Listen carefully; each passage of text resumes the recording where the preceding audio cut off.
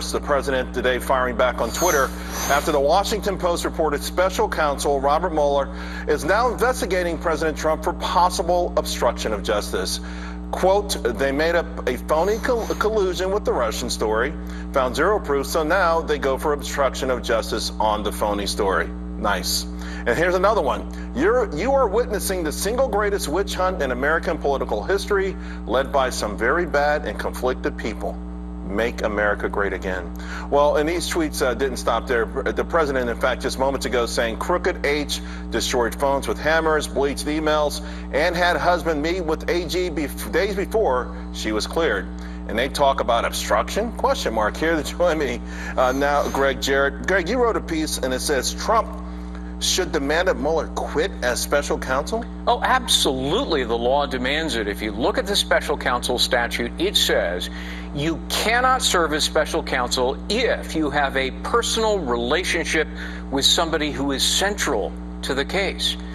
If this Washington Post story is true, it's now Trump versus Comey. Comey is the star witness, the key pivotal witness against Trump. Well, guess what?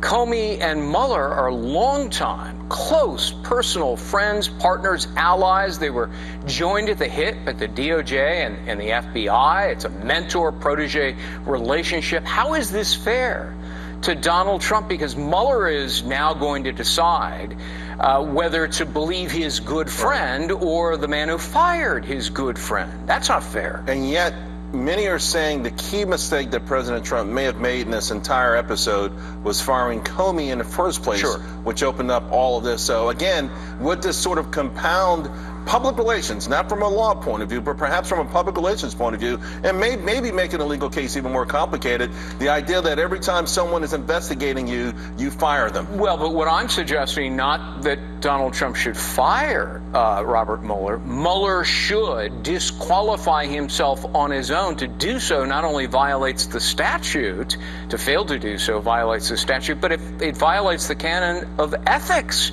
I mean, this is the kind of stuff over which lawyers get disbarred. And if Mueller doesn't resign on his own, and the president, I think, should pressure him to do so, make a case for the conflict of interest, Rod Rosenstein ought to fire Mueller. And then Rosenstein, by the way, ought to step down, recuse himself, because now he's conflicted.